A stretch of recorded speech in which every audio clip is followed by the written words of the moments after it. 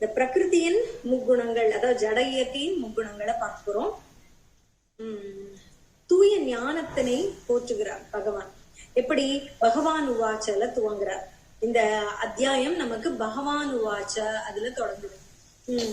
ஞானத்தில் சிறந்த பரம ஞானத்தை மீண்டும் உனக்கு நான் கூறுகிறேன் அப்படின்னு சொல்றார். அதாவது இந்த ஆன்ம ஞானம் 2வது அத்தியாயம் முழுவதும் சொல்லிட்டார்.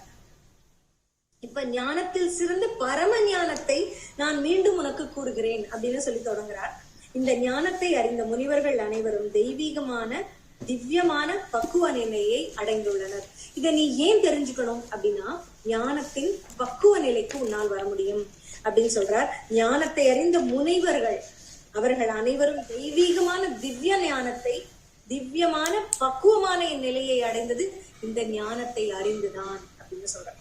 அப்ப இந்த பிற பரம ஞானத்தில் நிலை பெற்றவர்கள் என்னை போன்றதொரு தன்மையை அடைய முடியும். என்னை போன்றதொரு தன்மையைன்னு சொல்றார். அப்ப என்ன? அந்த ஆன்மீக நிலை பகவத் தன்மையை அடைய முடியும். பகவானாக ஆகிவிட முடியாது, அது கிடையாது. நம்ம நினைக்க கூடாது. இது என்னுடைய தன்மை. அதாவது இப்ப பாத்தீங்கன்னா, உதாரணத்துக்கு ஜட உடல் நமக்கு இருக்கு. இது அழிவுக்கு உட்பட்டது ஜட உடல். ஆனால் ஆன்மீக உடல் அப்படிங்கிறது நாம் வைகுண்ட லோகம் போகும்போது அது கிடைக்கும் அப்படின்னு சொல்றாங்க. அப்ப அந்த உடலுக்கு அங்க என்ன கால மாற்றமே கிடையாது. ஜன்ம மிருத்யு ஜரா வியாதின்னு சொல்றோம். அந்த வயோதிகமோ மூப்போ இறப்போ அந்த வைகுண்ட லோகத்துல கிடையாது. அப்ப என்னை போன்ற தன்மையை அடைகிறான் அப்படின்னா அந்த ஆன்மீக உடல் அந்த மாற்றங்களுக்கு உட்படாது அப்படிங்கறது புரிஞ்சு அததான் இங்க சொல்றாரு. அடைய முடியும். ஆன்மீக உடல் பெற்ற திவ்யமான நிலை பௌதீக உடலுடைய இந்த தன்மையை விட பன்மடங்கு சிறந்தது. அததான் நான் இப்ப சொன்னேன். இந்த ஆன்மீக உடலானது இந்த ஜட உடலை விட பன்மடங்கு சிறந்தது. இதுக்கு உள்ள குறைபாடுகள் அதுக்கு கிடையாது அப்படிங்கிறது. இவ்வாறு என் நிலையை அடைந்தவர்கள், ஆன்மீக லோகங்களை அடைந்தவர்கள் படைப்பின் போது பிறப்பதோ பிரளயத்தின் போது தொல்லையுறுவதோ இல்லை. அதுதான் அங்க பிறப்பு இறப்பு, அதோ ஜென்மம் மிருத்யு ஜரா வியாதின்னு சொன்னோம் இல்லையா, அதனாலும் இல்ல அப்படின்னு. நோய்கள் இல்ல, இறப்பு இல்லைன்னா பிறப்பும் இல்ல. என்னை அடைந்தவர்கள் திரும்பி வரமாட்டார்கள். திரும்பி வராத லோகமாகிய வைகுண்ட லோகத்தில் நான் இருக்கிறேன் அப்படிங்கறத பகவான் கிட்ட சொல்றார். அடுத்தது இது முதல் 2 ஸ்லோகங்கள். அடுத்ததுல என்ன சொல்றார்? நானே விதையளிக்கும் தந்தை அப்படின்னு சொல்றார். உயிரினங்கள் அத்தனைக்கும் மமயோனிர் மகத் பிரம்ம அப்படின்னு சொல்றார். மொத்த ஜட இருக்கும் மகத் பிரம்மம். மகத் பிரம்மம் அப்படிங்கிறது பிரம்மம் பல விதமான அர்த்தங்கள்ல வரும். இங்க ஜட இருப்பு அப்படிங்கறதுல வருது. அதாவது பிரகிருத்தின்னு சொல்லலாம், இயற்கை, ஜட இயற்கைன்னு சொல்றோம் இல்லையா, நேச்சர். அதுல இருக்கக்கூட பிரம்மாண்டத்தில் இருக்கக்கூடிய பஞ்ச பூதங்கள் அனைத்தும் அதுக்குள்ள அடங்கும். சரி, இப்ப இந்த மொத்த ஜட இயற்கைக்கும் இந்த மகத் பிரம்மம் அப்படிங்கிறதுக்கு நானே கருவறை, நான் தான் கருவளிக்கும் தந்தை அப்படின்னு சொல்றார். அதில் அதாவது இந்த பிரகிருதி ஒரு கருவறை போல, அதற்கு நான் விதையளிக்கிறேன்னு சொல்றேன். அதில் கர்ப்பத்தை வழங்குபவன் நான், அதுல வளரக்கூடிய ஒவ்வொன்றையும் அளிப்பவன் நான்னு சொல்றேன். இப்படி எல்லா உயிர்வாழிகளையும் நானே படைக்கிறேன் அப்படின்னு சொல்றார். உயிர்வாழிகளின் படைப்புக்கு நான் காரணமாகிறேன், அதனால் நான் காரணமாகிறேன். அதாவது இதுக்கு ஒரு உவமை சொல்றார் நம்ம பொருளுரையில பிரபுபாதர். அதாவது தேளானது நீங்க பாத்தீங்கன்னா முட்டைகளை எங்கு இடும் அப்படின்னா, இந்த வக்கப்போரு அல்லது அரிசி மூட்டைகள், நெல் மூட்டைகள் வைக்கப்பட்டிருக்க இடத்துல இந்த தேள் போய் முட்டைய இட்டு வைக்கும். அப்ப அது குஞ்சுகள் பொறிக்கும் போது அரிசி மூட்டையில இருந்து குஞ்சு பொறிக்கிற மாதிரி தெரியும். ஆனா விதை கொடுத்தது யாரு? தேளுதான். புரியுதா? எங்கிருந்து வருகிறது அப்படிங்கறத பார்த்தோம்னா அது அரிசி மூட்டையில இருந்து வருவது போல் தெரியும். ஆனால் அதற்கு கரு எங்கிருந்து வந்தது? தேளில் இருந்து தான் வந்தது. அதான் இங்க சொல்றாங்க, தேள் குஞ்சுகள் அரிசி குவியலில் இருந்து வருகிறது அல்லது அரிசி மூட்டைகளில் இருந்து வருகிறது அப்படின்னு நம்ம சொல்ல முடியுமா? பாருங்க, அந்த அரிசி மூட்டை கொட்டி வச்சா அதுல இருந்து தேள் வரும் அப்படின்னு சொல்ல முடியுமா? கிடையாது. அந்த தேள் தன்னுடைய முட்டையை இட்டு வைத்திருந்தது, அதனால் அது அதில் இருந்து இந்த குஞ்சுகள் பொறித்து வருகிறது. சோ அந்த விதையளிக்கும் தந்தை அந்த தேள்களுக்கு தேள்தான், அரிசி முட்டை கிடையாது. இப்படிதான் நம்ம நம்ம பார்க்கும் போது அந்த குஞ்சுகள் அந்த அரிசி குவியல் அந்த நெற்குவியல்கள்ல இருந்து வருதுங்கிறதுக்காக அவை தந்தையாகி விடாது, அதனுடைய பிறப்பிடமாகி விடாது, பிறப்பு அதிலிருந்து வந்ததாகி விடாது அப்படிங்கிறது. சோ அதனால நாம நினைக்கிறோம் நாம் உருவாக்குகிறோம் அனைத்தையும், ஆனா அதற்கெல்லாம் விதையளிக்கும் தந்தை பகவான் அப்படிங்கறத நம்ம புரிஞ்சுக்கணும். உயிர்வாழிகள் ஜட இயற்கையில் இருந்து பிறப்பது போல தோன்றுகிறது, ஆனால் உண்மையான விதை கொடுப்பவர் பகவானே அப்படின்னு. சர்வ யோனேஷு கௌண்டேய மூர்தயா சம்பவந்தியக தாசாம் பிரம்ம மகத் யோனிர் அகம் பீஜ பிரதப்பிதா அப்படின்னு சொல்றாரு. அதாவது எல்லா உயிரினங்களுக்கும் பல்வேறு உருவம் பெற்று தோன்றுகின்றன. இப்ப பாத்தீங்கன்னா பல்வேறு உருவம். இப்ப ஒரு ஒரு நாய்க்குட்டின்னு எடுத்துக்கிட்டீங்கன்னாலே பல பிரீட் இருக்கு, பலதும் பல மாதிரி இருக்கே நாய் தான், ஆனா குணம் என்னமோ ஒரு மாதிரி இருக்கும். பாத்தீங்கன்னா இப்ப எக்கச்சக்கமான நாய்கள் இருக்கு, அதனுடைய பிறப்பு பிரீடுன்னு சொல்றாங்க இருக்கு, ஆனா குணம் எல்லாம் ஒரு மாதிரிதான் இருக்கும். சிலது கொஞ்சம் ஃபெரோஷியஸா இருக்கும். ஆனா அந்த செல்ல பிராணிகளா வச்சுட்டு இருக்கவங்களை பாத்தீங்கன்னா அவங்களுக்கு தெரியும், அவங்க ஒரே மாதிரி அன்பு செலுத்தும். அதோட குணம் அப்படிதான். நீங்க ஒண்ணு கொடுத்தீங்கன்னா உங்ககிட்ட வரும், உங்ககிட்ட நன்றியோட இருக்கும், வாழ ஆட்டம் அப்படின்றது. அது எத்தனை விதமான முகங்கள்ல இருக்கு. அது ஒரே பிரீடா இருந்தா கூட இந்த நாய்கள்ல இருந்து இன்னொரு நாய் வேறுபடுது பாருங்க. எல்லா நாயும் ஒரு மாதிரியா இருக்கு. அது போலதான மனித பிறவியில ஏதோ ஒரு வித்தியாசம் சொல்லிடலாம். ஒரே மாதிரி இருப்பாங்கன்னே இல்ல. பிறக்கும் போது ஒரே மாதிரி இருந்தால் கூட ஒரு சின்ன அடிபட்டாங்கன்னா இங்க ஒரு தழும்பு வந்ததுன்னா போதும், ஒரு மச்சம் இருக்கிறது, ஏதோ ஒன்று இருக்கிறது, அவர்களை மாறுபடுத்தி காட்டும். அது போல எல்லா உயிர்வாழிகளும் பல்வேறு உருவம் பெற்று தோன்றுகின்றன.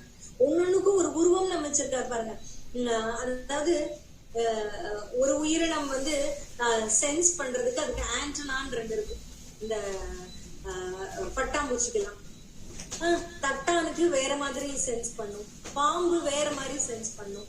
ஒன்னொன்னுக்கும் ஒரு டெக்னாலஜி இருக்கு பாருங்க. எப்படி அதெல்லாம் சாத்தியம்? இது ஒவ்வொன்றும் இன்னென்ன உருவத்துடன் பிறக்க வேண்டும்னு பகவான் நிர்ணயம் பண்ணான். பிரகிருதிக்கு இதை சொல்லி பிரகிருதி அதை செய்கிறது.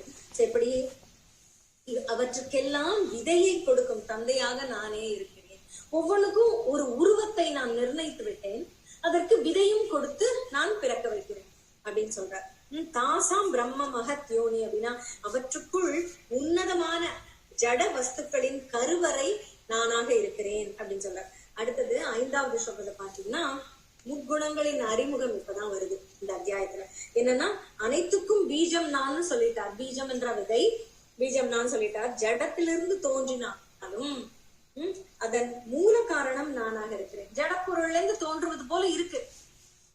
ஒரு தாயின் கருவறையிலிருந்து குழந்தை பிறக்கிறதுனா நாம ஜட உடல் தான். முக்குணங்கள் நம்மளுக்கும் இருக்கு. ஜட இயற்கையின் அந்த 5 மாறுதல்கள், 5 மூலக்கூறுகள், 24 மூலக்கூறுகள் எல்லாம் அடங்கியதுதான் இந்த உடல். இதில் இருந்து தோன்றுகிற குழந்தை, இந்த தாய் உருவாக்கக்கூடிய குழந்தை, தாயின் கருவறையிலிருந்து வரக்கூடிய குழந்தை ஒரு பிரகிருதியை பண்ணுது. இந்த ஜட இயற்கை இன்னொரு ஜடம், நாம் ஜடமாக இருக்கிறோம், நாம ஜட உடலில் இருந்து இன்னொரு ஜட உடலை உருவாக்குகிறோம்னு நாம நினைக்கிறோம். ஆனால் இதற்கு விதை அளிக்கக்கூடிய தந்தை பகவானாக இருக்கிறார் அப்படின்னு சொல்றார். இந்த ஜட தொடர்பு, இந்த ஆன்மாவுக்கு இந்த பகவான் ஆன்மாவை கொடுத்து இந்த ஜடத்துக்குள்ளே ஆன்மாவை கொடுத்து ஒன்றை உருவாக்க செய்கிறார். அந்த ஆன்மா பகவானின் ஒரு பகுதி. அது திவ்யமானதுதான், அது மாற்றத்திற்கு உட்படாதது, மிக மிக மிக தெய்வீகமானது. ஆனால் இந்த ஜட தொடர்பு அதற்கு பல மாற்றங்களை கொடுக்கிறது. சரியா? இந்த ஜட தொடர்பு, ஜடம்னா அது அதற்கு மாற்றங்கள் இருக்கு. வளர்கிறது, வளர்ந்து மூப்பு வருகிறது, அது வந்து குழந்தைகளை பெறுகிறது, அதான் பை ப்ராடக்ட்ஸ் அப்படின்னு சொல்லுவாங்க, அது பெறுகிறது. அதுக்கப்புறம் வயோதிகம் வருகிறது, இறக்கிறது. இந்த மாற்றங்கள்லாம் ஆகும், ஏற்படும். இந்த இஃபெக்ட் இருக்குதான் செய்யும், பாதிப்பை ஏற்படுத்தும். நம்மளுக்கு எப்போ அப்படித்தானே, ஒரு விஷயம் நமக்கு நம்ம வீட்டுக்கு வருது, இப்ப ஒரு குழந்தை பிறகுதுன்னா வீட்டு எப்படி கலைவரம் ஆகுது பாரு, அப்படியே மாற்றங்கள். நாம எங்க படுத்திருந்தோம், இப்ப அந்த குழந்தைக்கு மெயின் எடுத்து, அப்புறம் நம்ம பேசுறோம் அப்படின்னா அந்த குழந்தை பத்திய டாபிக் தான் மெயினா இருக்கும். சார், நம்முடைய அன்றாட வாழ்க்கையில் ஒரு புது வரவு, பகவானின் ஒரு படைப்பு அப்படிங்கும் போது அது ஒரு பாதிப்பை நம்முடைய வாழ்க்கையில் ஏற்படுத்தும். அது போல இந்த ஜட தொடர்பானது பகவானுக்கு வந்து ஒரு பகவான் அந்த பகவானின் அம்சமாகிய அந்த ஆன்மா ஜட தொடர்பு ஏற்படும் பொழுது பாதிக்கப்படும். என்ன பாதிப்புக்கு உள்ளாகும்? இஃபெக்ட் இருக்கதானே செய்யும், மாற்றமே இல்லாம இருக்காது இல்லையா? என்ன இருக்கும் அப்படின்றதான் இங்க சொல்றாங்க. இப்ப நம்ம பாருங்க, இந்த ஒரு மண் பானையில் தண்ணீர் வைத்தால் அந்த மண் அந்த தண்ணிக்கு ஒரு தன்மையை கொடுக்கும். மண்ணானது தண்ணிக்கு ஒரு தன்மையை கொடுக்கும். சில பேர் சொல்றாங்கல்ல, நீங்க வந்து என்ன காப்பரா பிராஸ் அதுன்னு சொல்லுவோம், அந்த இதுல சொம்புல தண்ணி வச்சு அடுத்த நாள் குடிச்சா நல்லது, அதோட இஃபெக்ட் அதுல இறங்கும் அப்படின்னு சொல்றோம். சரி, அது போல ஒரு விஷயம், நம்முடைய களம் என்ன களமோ அதில் ஊற்றப்படுகிற நீரானது அந்த களத்தினுடைய தன்மையை வாங்கிக் கொள்ளும். அந்த அந்த நாம தான் களம். களம்னு சொல்லலாம், களம்னு சொல்லலாம். களம் என்பது கண்டெய்னர், களம் என்பது இடம். அந்த இடத்துக்குள் இந்த ஆன்மா வந்து ஆதிக்கம் செலுத்தி உட்காருகிறார் நடுவுல. அப்ப இந்த அவர் உட்காரும் பொழுது இந்த களமானது, இந்த நம்ம உடல் அப்படிங்கிற இந்த களமானது பாதிக்கப்படும். அதுக்கு சில மாற்றங்கள், பாதிக்கப்படும், பாதிப்பு ஏற்படும். அது பாதிப்பு அப்படின்னா நெகட்டிவ் சென்ஸ் இருக்கக்கூடாது, மாற்றங்கள் ஏற்படும். இந்த இந்த உடலுக்கு இந்த ஆன்மாவினுடைய என்ட்ரி, அதுதான் இங்க சொல்ற. நம்ம ஒரு இதுல நீர் வைக்கிறோம்னா அந்த நீருக்கு நன்மை ஏற்படும் வைக்கிறோம். அது போல இந்த ஆன்மா வந்து இங்க உட்காருது அப்படின்னா இந்த உடல் நல்ல விஷயங்களை செய்ய உண்டும், செய்ய முற்படும் அப்படின்னு சொல்லி வைக்கிறோம் சார். அது அப்ப அது வரும்போது அது அடையக்கூடிய மாற்றம் என்ன அப்படின்னு சொல்ற, உயிர்வாழி அப்படின்றதுதான் நம்ம நித்தியமானது அந்த ஆத்மா. அதுக்கு அழிவில்லை. அது ஜட தொடர்பு பெறும்போது, ஜடத்தோட தொடர்பு பெறுகிறது. அப்ப என்ன ஆகும்? ஜடத்துக்கே உரிய முக்குணங்கள் அதற்கு ஆட்படுகிறது. ஜடத்துக்கு உள்ள முக்குணங்கள் அதுக்கு வந்துடும். அதாவது செம்புல பயல் நீர் போல அப்படின்னு சொல்றாங்கல்ல, அதாவது செம்மையா செம்மண்ணு அப்படியே களிமண் இருக்கிற இடத்துல வானத்தில் இருந்து மழை நீர் கொட்டும் போது பாத்தீங்கன்னா வெள்ளை வெள்ளைன்னு தான் இருக்கும். தண்ணி தரையில வந்து கொட்டிடுச்சுன்னா அந்த செம்மண்ணு கலர்லயே மாறிடுது இல்லையா? அது போல இந்த ஆன்மா பகவானிடமிருந்து அனுப்பப்படும் பொழுது தூய்மையாக தான் இருக்கிறது. சுத்தமா அதுக்கு எந்த பாதிப்பும் இல்லை. ஆனால் அது கீழே வந்து இந்த ஜட உடலோட சேரும்போது, ஜட சம்பந்தம் ஏற்படும் போது இந்த ஜடத்துக்குள்ள குணங்கள் இந்த ஆன்மாவுக்கு அதான் வந்து என்ன பண்ணிடுது, தான் வந்து ஜட சம்பந்தம் ஏற்பட்டு தான் உடல் என்பதையே மறந்து, நான் ஆன்மா என்பதை மறந்து, இந்த உடலுக்கு உள்ள அடையாளங்கள் அனைத்தையுமே இந்த ஆன்மா ஏற்றுக்கொண்டு விடுகிறது. அப்படியே தானும், அதாவது இரண்டரை கலந்துருது. அதுக்கப்புறம் தான் நம்ம பக்தி விஷயங்களை சொல்லி, நீ யாருடைய அம்சம், தன்னை உணர்கிறோம், தன்னை உணர்தல் அப்படிங்கிற ஒரு நிலையை அதற்காக தான் வேண்டி இருக்கிறது. ஆன்மா தன்னை உணர வேண்டும். தான் பகவானின் ஒரு அம்சம், பகவானுக்கு சேவை செய்வதே தன்னுடைய நித்திய கடமை என்பதை இந்த ஆன்மா உணர வேண்டும்ங்கிறதுக்காக தான் இந்த தன்னை உணர்தல் அப்படிங்கிற இந்த ஸ்பிரிச்சுவல் பர்சியூட் அப்படின்னு சொல்றாங்கல்ல, ஆன்மீக தேடல், அதுக்குதான் வேணும் அந்த ஆன்மீக தேடல். சரி, இப்ப பார்க்கலாம். இப்ப இதுல கட்டுண்டு வரும்போது இந்த ஆன்மாவானது ஜட இயற்கையோடு சேரும் பொழுது அந்த ஜட இயற்கைக்குள்ள குணங்கள் அதுக்கு வருது. ஜட இயற்கைக்கு என்ன இருக்கு? இந்த முக்குணங்கள் இருக்கு. அதுதான் இப்ப வர விஷயம். அதுதான் இந்த அத்தியாயத்துல. முக்குணங்கள் என்ன? சத்வம், ரஜோ, தமோ. தமோ குணம். சரி, இப்ப இவற்றினுடைய தன்மைகள் என்ன, இவற்றால் ஏற்படும் பாதிப்புகள் என்ன, செயல்கள் எப்படி இருக்கும், அந்த செயல்களால் என்ன நடக்கும் அப்படிங்கறத பார்க்கலாம். சத்துவகுணம் அப்படிங்கிறது என்ன அப்படின்னா, மற்ற எல்லாவற்றையும் விட தூய்மையானது. அடுத்த பாயிண்ட், பிரகாசப்படுத்துவது. அது இருந்தா, அந்த சத்துவ குணமானது இருந்தால் அனைத்து அதனை சுற்றி ஒரு பிரகாசம் இருக்கும். அது போல இருட்டு கிடையாது. அதை புரிஞ்சுக்கணும். கான்ட்ராஸ்ட்ல நீங்க தமோ குணம்னு போனா இருட்டுன்னு சொல்லிடுவார். சரி, இது பிரகாசமானது. அப்புறம் பாவ விளைவுகளிலிருந்து விடுவிப்பதாக உள்ளது. இது நீங்க செய்தால் உங்கள் பாவம் கர்மா அப்படின்றதுல இருந்து விடுபடுவோம் அப்படின்னு சொல்ற. இதுல இதுவுமே பந்தப்படும். சத்துவம் பந்தத்துக்கு அப்பாற்பட்டதுன்னு இல்ல. இதுவும் நம்மளை பந்தப்படுத்தும். எப்படி பந்தப்படுத்தும், என்ன பந்தப்படுத்தும் அப்படின்னா, இன்பம். இதுல இன்பம் கிடைக்கும் தானே, நம்ம நல்லவங்களா இருக்கும். எல்லாத்துலயுமே எல்லாரும் இன்பத்தை அனுபவிப்பாங்க. தமோ குணத்திலையும் இன்பம் அனுபவிப்பாங்க. ஏன்னா தமோ குணம் உறக்கம், அந்த உறக்கத்திலையும் இன்பத்தை அனுபவிப்பாங்க. தமோ குணம் ரஜோ குணத்திலையும் நிறைய கிடைக்கும். ஏன்னா உழைப்பாங்க பயங்கரமா ரஜோ குணத்துல. அப்போ நிறைய கிடைக்கவும் செய்யும் அவங்களுக்கு. அதையும் அனுபவிப்பாங்க. அதுலயும் இதுலயும் இன்பம் இருக்கும் சத்துவ குணத்திலையும். ஆனா அந்த இன்பத்திலும் ஒரு பற்று, அந்த இன்பத்தில் பற்று. அந்த ஞானம் நிறைய கிட்டும் இல்லையா, அந்த ஞானம், அந்த இன்பம் ஞானம் ஆகிய இரண்டின் தொடர்பாலும் பந்தப்பட வாய்ப்பு இருக்கிறது அப்படின்னு சொல்றாரு. அதாவது அறிஞர்கள், விஞ்ஞானிகள், கல்வியாளர்கள் அப்படின்ற நிறைய இந்த பண்டிதர்கள் இருக்காங்க இல்லையா, அவர்கள் எல்லாம் ஞானத்துக்கு கட்டுப்பட்டவர்கள். அப்ப அறியும் ஆர்வம் அவர்களுக்கு குறைவதே இல்லை. ஆனால் அடிமை போல கல்விக்கு, அதாவது கல்வி தாகத்துல நிறைய படிப்பாங்க.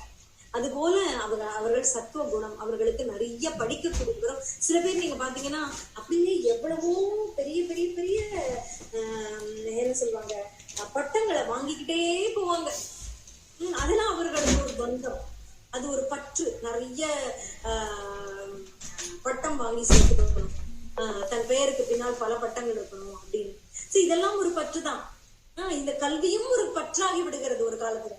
அப்புறம் அந்த ஒரு தாகம் இருந்து கொண்டே இருக்கும், வெளிச்சம். இன்னும் இன்னும் இன்னும் நிறைய படிக்கணும், தன்னுடைய அறிவுக்கு தீனி போட்டுக்கிட்டே இருக்கணும் அப்படின்னு நினைப்பாங்க.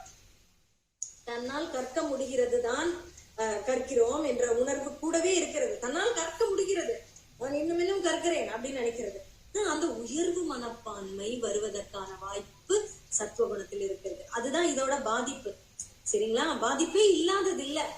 ஏன் அதற்கும் அப்பாற்பட்டு போக வேண்டும்ங்கிறதுக்காக தான் சொல்றேன். சரிங்களா, இந்த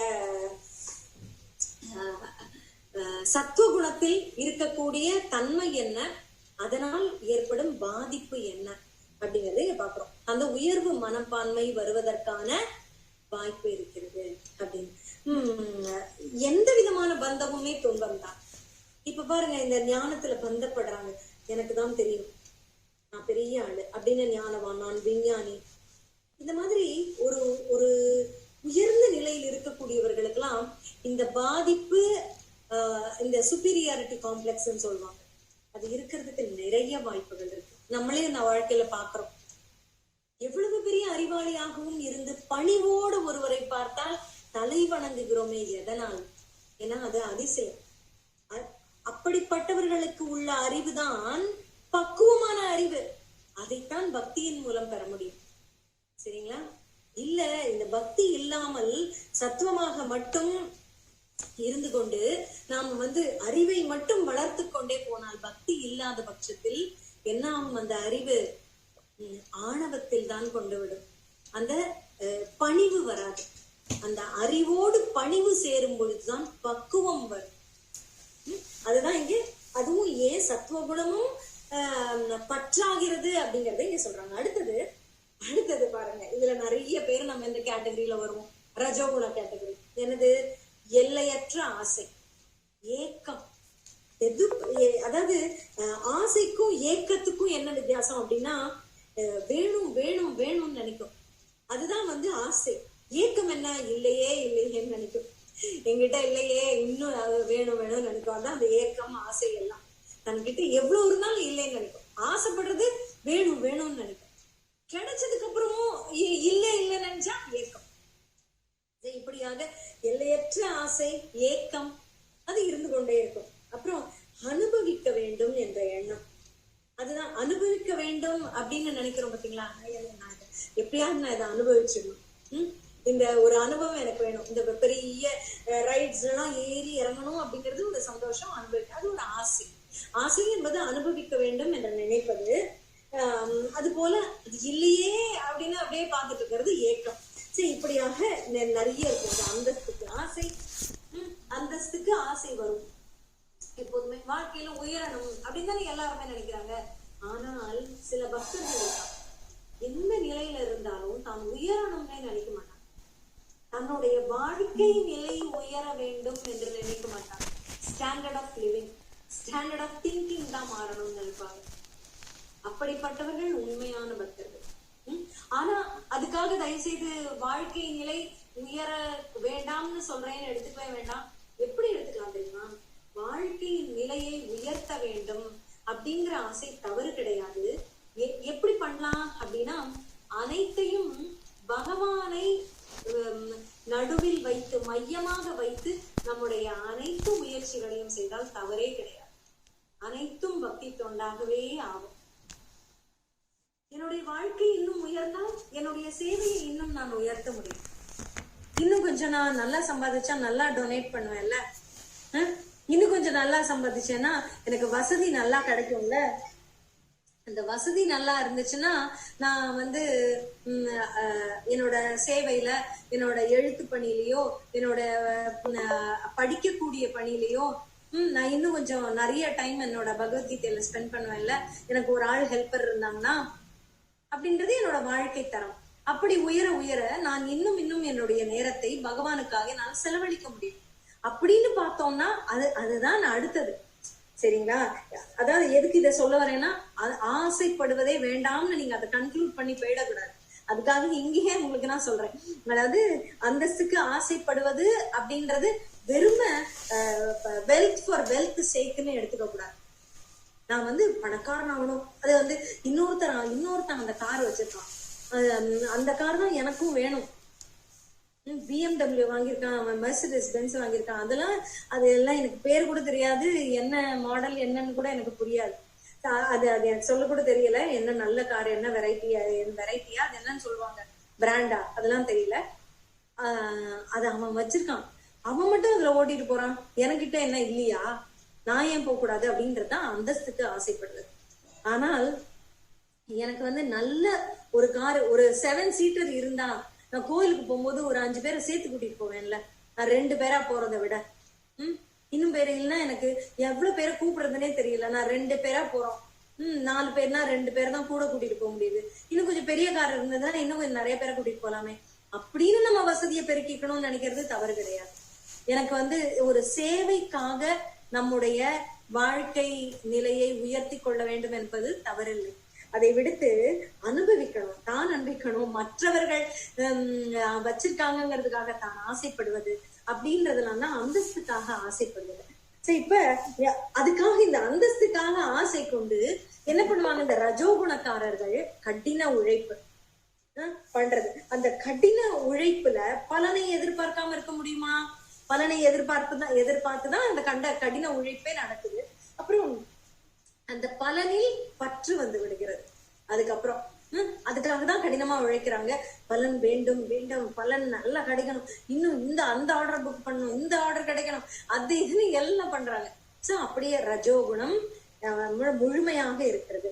சோ அப்ப நம்ம இந்த பலனை எதிர்பார்க்கும் தன்மையில் பந்தப்படுகிறோம்.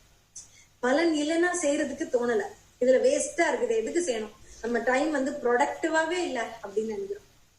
சேவை, அதாவது எல்லாரும் இந்த ப்ரொடக்டிவிட்டிய காசோட கம்பைன் பண்ணிக்கிறாங்க பொதுவா. இது ஒரு பைசாக்கு பிரயோஜனம் இல்ல அப்படின்னு தான் நிறைய பேர் நம்ம சொல்ல கேட்கிறோம்.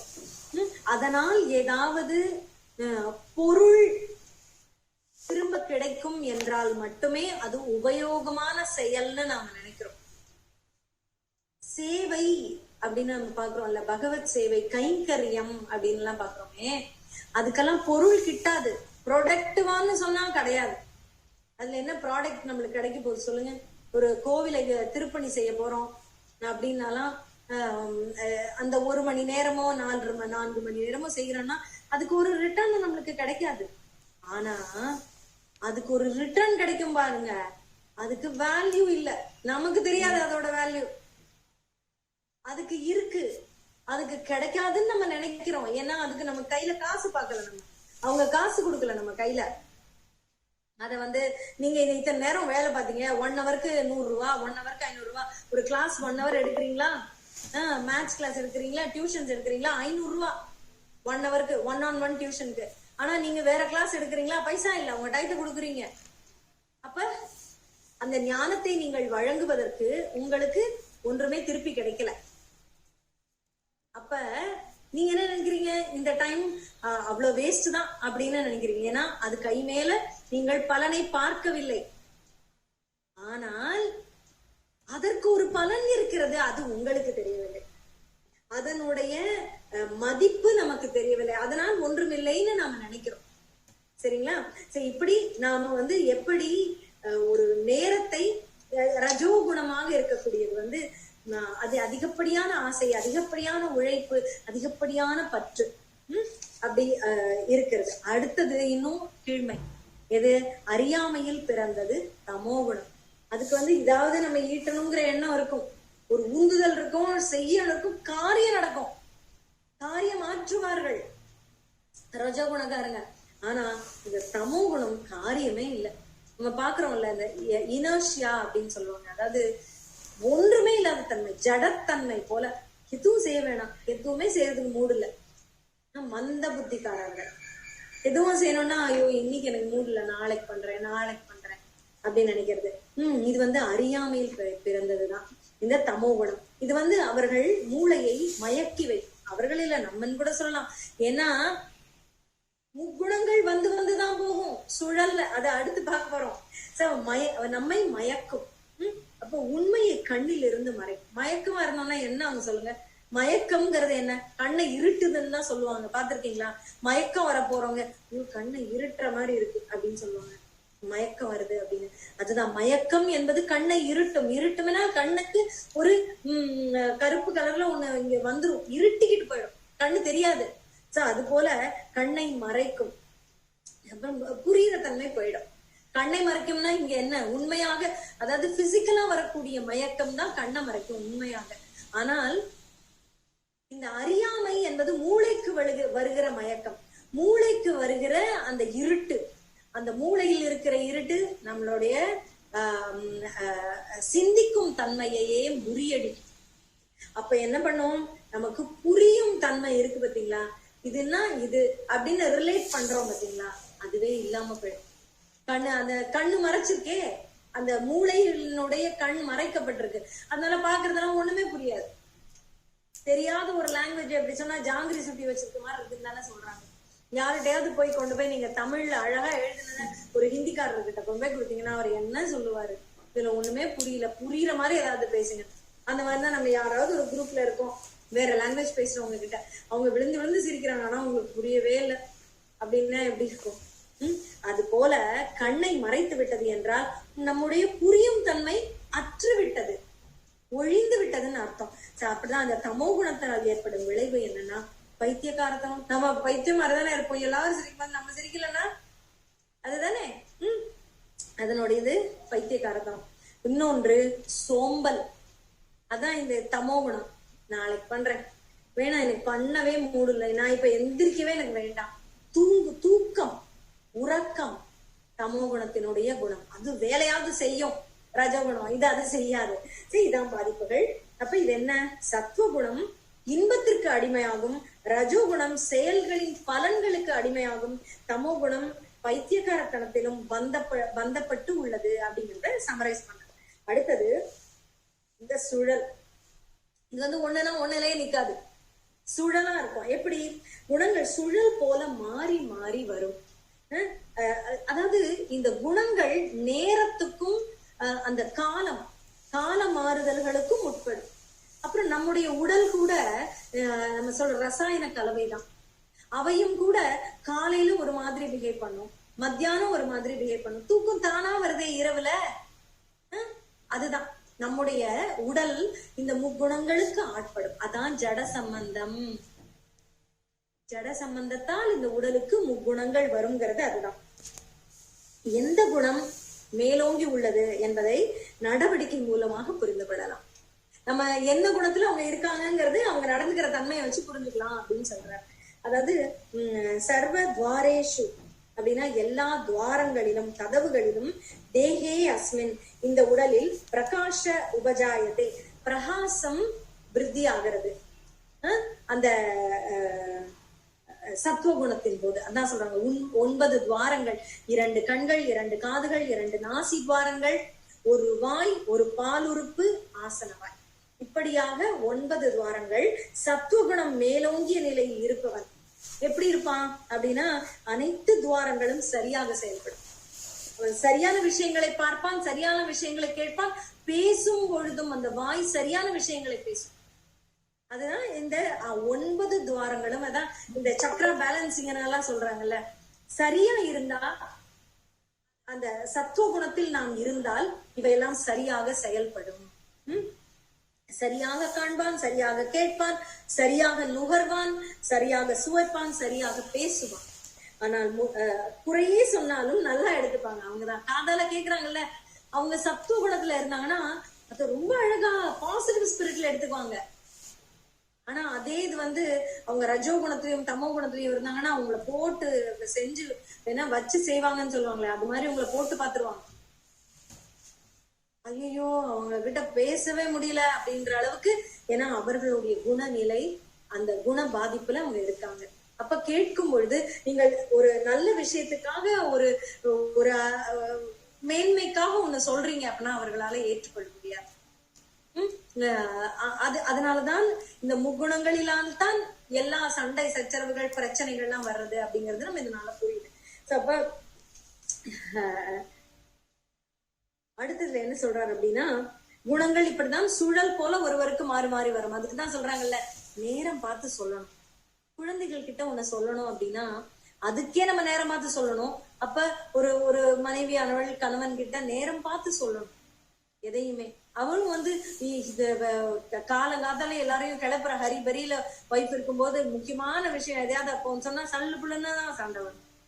சொல்வதற்கென்று சரியான நேரம் சரியான விதத்துல எந்த குணம் அவர்களிடம் மேலோங்கி இருக்கிறது அப்படிங்கறது அவர்கள் நடவடிக்கைகள் மூலம் தெரியும் சொல்றாரு இல்லையா. சோ அவங்க சாந்தமா இருக்க மாதிரி இருக்கும் பொழுது நாம நேரம் பார்த்து விஷயத்த சொல்லணும் அப்படிங்கிறது. ஏன்னா சுழல் தான் எல்லாருக்கும் இருக்கு இந்த முக்குணங்கள். சரியா? அதான் சில பேர் அதுதான் காலங்காத்தால இருந்து சத்துவ குணத்துல இருப்பாங்கன்னு நினைச்சு நீங்க தமோ குண விஷயமா கொண்டு போய் அப்படி சொல்லக்கூடாது. அப்ப அவங்க சத்துவமா இருக்காங்க, சத்துவமா பேசுங்க. காலங்காத்தால சத்துவ குண நேரமாகவும் இருக்கிறது. அப்ப நல்ல சத்து விஷயங்களை அல்லவா பேச வேண்டும். அப்ப போய் ஒரு ரொம்ப டெலிகேட்டான ரொம்ப சென்சிட்டிவான ஒரு மேட்டர் போய் காலங்காத்தால பேசலாமா சொல்லுங்க? அது போல சோ அந்த குணத்துக்கு தகுந்தாற் போல பேச வேண்டும் அப்படிங்கறத நாம புரிஞ்சுக்கணும். சரிங்களா? இது பகவத்கீதை பாத்தீங்கன்னா தத்துவமாக இருக்கிறது அப்படிங்கறத விட இந்த தத்துவத்திலிருந்து நாம் புரிந்து கொள்வது என்னங்கிறத பார்க்கணும். ஒவ்வொன்றும் நம்முடைய வாழ்க்கைக்கான பாடம் தான். அப்புறம் அடுத்ததுல ரஜோகுணம் அதிகரிக்கும் போது மேலோங்கும் போது என்னென்ன குணத்தை அதிகரிக்கும் போது எப்படி எப்படி இருப்பாங்கன்னு பெரும் பற்றுதல் பேராசை வருமா, திருப்தியே அடையாத ஆசையாக இருக்குமா, கட்டுப்பாடே இல்லாத ஆசை. என்னதான் சொல்லுங்க, அவங்க 4-10 குலாப் ஜாமுன் சாப்பிடாம விட மாட்டாங்க. ஏன்னா அவங்க ரஜோகுணத்துல இருக்காங்க, நிறைய சாப்பிடணுங்கிற ஆசையில இருக்காங்க அப்படிங்கிறது. இன்னதை செய்யலாம் செய்யக்கூடாது அப்படிங்கிற கட்டுப்பாடே இல்லாத ஆசை. இது நம்மளுக்கு உடம்புக்கு ஒத்துக்காதுன்னு தெரிஞ்சா கூட நிறைய சாப்பிடணும். நான் இது ஒரு சிம்பிள் எக்ஸாம்பிள் சொல்றேன். இது மாதிரி பல விஷயங்கள் இருக்கு. நீங்க எதுல வேணாலும் இதை பொருத்தி பார்த்துக்கலாம். உங்களுக்கு ஆசை எங்க மேலோங்கி இருக்கிறதோ அது உங்களை பாதிக்கும் என்று தெரிந்தால் கூட நீங்கள் கட்டாயம் செய்வீர்கள் அப்படிங்கறது எவ்வளவு பழக்கங்கள்ல இருக்கு தெரியுமா? இந்த புகைப்பிடித்தல் அதுலயே போடுறோம். இது பண்ணும் அதை பண்ணும்னு அதோட கெடுதல் எல்லாம் அந்த டப்பாவிலே போடுறோம். ஆனாலும் குடிக்கிறாங்க பாத்தீங்களா?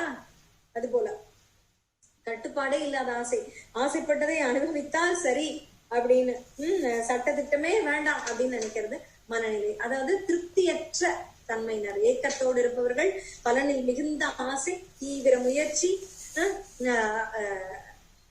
அது போல. அதுவே தேவைக்கு அப்படின்னு பார்த்தா ஒரு வீடு இருந்தா போதும், ஆனா அரண்மனையே வேணும்னு ஆசைப்படுறது, அதுதான் இங்க சொல்றாங்க. அப்ப ரஜோகுணத்தில் வந்து ஏற்படுகிற முன்னேற்றம், சந்தோஷம் நிலைக்காது. ஏன்னா ஆசைகள் அடுத்ததுக்கு போயிடும், இதுல சலிச்சு போயிடும், அடுத்ததுக்கு போவோம். சோ இதுல ஒரு சந்தோஷம் கிடைக்குதுன்னு நம்ம நினைச்சு செய்யறோம். ஆனா இதுல கிடைச்ச சந்தோஷம் தற்காலிகமானது, அடுத்த ஆசைக்கு போயிடும். ஏன்னா நிலை இல்லாத ஆசை, அடங்காத ஆசை இதுல அடங்கிடுமா? ஏன்னா குணம் எப்படிப்பட்டது, இந்த ரஜோ குணமா இருக்கு நம்ம. அதனால ஒண்ணு கிடைச்சதுக்கு அப்புறம் ஏன் அது கிடைச்சா நல்லா இருக்கும், அடுத்ததுன்னு நம்ம வச்சுட்டே போவோம். 10ல இருக்கிற நம்மளோட அந்த புள்ளி 11, 12, 13ன்னு மாறி இன்னும் போயிட்டே இருக்கும். அதாங்க சொல்றாங்க ராட் ரேஸ்ன்னு சொல்றாங்கல்ல, தொடர்ந்து ஓட்டிக்கிட்டே இருக்கணும், நிக்கவே கூடாது. அதான் அடுத்து என்று ஓடிக்கொண்டே இருக்கக்கூடியது இந்த ரஜோகுண பாதிப்பு. அடுத்தது தமோ குணம் மேலோங்கும் போது பிரகாசமே இல்லாத நிலை. அந்த சூழல் நம்மளுக்குள்ள வரும்போது, இது எல்லாருக்குமே வரும் இந்த சூழல். ஒண்ணு பண்ணா ரொம்ப பண்ணுவோம், ஒண்ணு பண்ணா நல்லவங்களா சில சமயம் இருக்கும், அதுக்கப்புறம் அப்படியே ரஜோ குணத்துல இருப்போம், அப்புறம் ஒண்ணுமே இல்லாம வேண்டாம் இன்னைக்கு ஒரு நாள் முழுக்க கூட தமோ குணத்துல இருக்கும். அதான் இங்க சொல்றது இருள். அப்ப செயலற்ற தன்மை, செயலே ஆற்ற வேண்டாம் அப்படின்னு இருக்கு தன்மை. அப்புறம் அதனால வந்து தேவையானது கூட செய்யாம இருக்கிறது, அது மயங்கிய நிலை. இதுதான் சொல்றாங்க, மனதில் வெளிச்சம் இல்லாததால் தெளிவு இல்லை, கலக்கம் மயக்கம் ஏற்படுகிறது, முட்டாள்தனமான முடிவுகள், முட்டாள்தனமான செயல்களை செய்து கொண்டிருக்கிறோம். அதாவது இப்ப ஒரு ஏரேட்டட் ட்ரிங்க் குடிக்கிறது நல்லது இல்லைன்னு, ஆனா நீங்க தமோ குணத்துல இன்னைக்கு நான் வந்து எல்லாம் ஜங்க் தான் சாப்பிட போறேன் அப்படின்னா அந்த மயங்கிய நிலையில் நீங்கள் ஒரு முடிவை செய்து விடுகிறீர்கள் அப்படின்னா அதை நீங்க தொடர்ந்து சாப்பிடுறீங்க. பரவாயில்ல, இது என்ன பாதிப்பு பண்ணாலும் நான் இன்னைக்கு சாப்பிடுறேன் அப்படி. அப்போ உங்க கட்டுப்பாடெல்லாம் எங்க போச்சு? உங்க உடலுக்கு அது பாதிப்பை கொடுக்காதா? அதை பற்றிய எண்ணம் உங்கள் மனதில் வந்தால் கூட அந்த இருளானது மயக்கத்தை கொடுத்து விடுகிறது. அதனால அது வேண்டாம், பரவாயில்ல, இன்னைக்கு ஒரு நாள் மீறினா தப்பு இல்ல அப்படின்னு நமக்கே நம்ம நினைச்சு விடுகிறோம். அதுவும் தமோ குண நிலை. அடுத்தது பாத்தீங்கன்னா இப்படி 3 குணத்துக்கும் மரணம் எப்படி ஏற்படுகிறது அப்படின்னு சொல்றாங்க. அடுத்ததுல அது வந்து சத்துவ குணத்தில் உன்னத சாதுக்கள் வசிக்கும் தூய்மையான உயர் லோகங்களை அடைகின்றனர். அவர்கள் இறந்த பின் அந்த சத்துவ குணமாக இருக்கக்கூடிய ஆன்மாக்கள் உயர் லோகங்களையும் அந்த சாத்விகமான ஆன்மாக்கள் இருக்கக்கூடிய லோகத்தையும் அடைகிறார்கள். ரஜோகுணம் பலன் நோக்கு சிந்தனை கொண்டவர்கள் மத்தியில், காரியவாதிகள் மத்தியில அடுத்த பிறப்பாங்களாம். அடுத்தது தமோ குணம் மிருக இனத்தில் கூட பிறக்க வாய்ப்பு இருக்கிறது. தமோ குணத்தில் தான் வாய்ப்பு இருக்கிறதுன்னு நான் சொல்றேன், அங்க பகவான் சொல்லி இருக்கிறது மிருக இனத்தில் பிறவி எடுத்து விடுகிறான் அப்படின்னே சொல்றார் தமோ குணம். ஏன்னா உடல் கிடைச்சது, நீ அதை பிரயோஜனப்படுத்தி நல்லதே பண்ணிக்கல, அப்ப நீ வந்து கீழ் பிறப்புக்கு தான் போவ அப்படிங்கிறது. சரியா? ஒரு முறை மனித பிறவி எடுத்து விட்டால் பின்பு கீழ்பிறவி எல்லை என்று நாம் நினைக்கிறோம், ஆனால் இல்லை. அதை சரியான முறையில் நாம் பயன்படுத்தவில்லை என்றால் கீழ்பிறப்புகள் வர வாய்ப்பு கண்டிப்பாக இருக்கிறது அப்படிங்கிறத சொல்ற. அடுத்தது இதனுடைய விளைவுகள் எப்படி இருக்கும்? சுழலாக 3 குணங்களும் வந்து போகும். அப்ப எந்த குணத்தில் என்ன விளைவு பலன் கிடைக்கும் அப்படின்னு சொல்ற. அதாவது குலகுரு வாசம் ஏன் இருந்தது அப்படின்னு சொல்ற. அந்த காலத்துல குருமார்கள் கிட்ட குருகுல வாசம் இருந்தோம் பாத்தீங்களா, குருகுல வாசம் அது ஏன் அப்படி இருப்பாங்க அப்படிங்கிறதுக்கு இந்த குணங்களுக்கு ரொம்ப அழகான ஒரு உதாரணமா இத சொல்றாங்க. இப்ப நம்ம குருவினுடைய இல்லத்திலேயே சென்று வந்து படிச்சாங்க பிள்ளை. இந்த சைக்கிள் இருக்குங்கிறது வந்து குருமார்களுக்கும் இது பொருந்தும். இப்ப அவருடைய குணம் சத்துவ குண நிலையில் இருக்கும்போது அவர் நல்லா சொல்லி கொடுப்பார். அதனாலதான் இவங்க 24 hours அவர் கூட இருப்பாங்க. இப்ப கிளாஸுக்குன்னு ஒரு நிர்ணயிக்கப்பட்ட நேரத்துல நீங்க என்ன குணத்துல இருக்கீங்கன்னு எப்படி தெரியும்? ஆனால் அவர் கூடவே இருக்கும்போது அவரும் தன்னுடைய வகுப்பை அந்த சத்துவ குண நேரத்திலேயே நிர்ணயிப்பார், அப்பதான் நடத்துவார். அப்ப தன்னுடைய பெஸ்ட் அவர் கொடுப்பார். அதுக்கப்புறம் அதனாலதான் கூடவே இருக்கிறதா. அவருடைய குணத்துக்கு தகுந்தாற் போல அவர்கள் படித்துக் கொள்ள வேண்டும்ங்கிறதுக்காக தான் இப்படி வைக்கிறது அப்படின்றது சாஸ்திரங்கள் சொல்லுது. அதனால்தான் குருகுல வாசம் என்று இருந்திருக்கிறது. சத்துவகுண நேரத்தில் உண்மை ஞானம் நம்மள மேல உயர்த்தும். ரஜோகுணத்துல பேராசை, நம்ம பெரிய பெரிய திட்டங்கள் தீட்டுவோம், பெரிய விஷயங்களை அச்சீவ் பண்ணணும் அப்படின்னு நினைப்போம். தமோ குணத்தில் முட்டாள்தனம், பைத்தியக்காரத்தனமானது, மயக்கமானது, அதுல தூங்கியே கழிப்பான், சிந்திக்கவே இல்லாத நிலை. அப்ப இந்த 3 விதமானவர்கள் எங்கு செல்கிறார்கள் நம்ம பார்த்தோம். உயர் லோகங்களுக்கு சத்துவகுணத்தில் இருப்பவர்களும் இந்த பூ உலகத்திலேயே திரும்ப வந்து பிறப்பார்கள். காரியவாதிகள் மத்தியில் இந்த ரஜோகுணத்தவர்கள்னு பார்த்தோம்.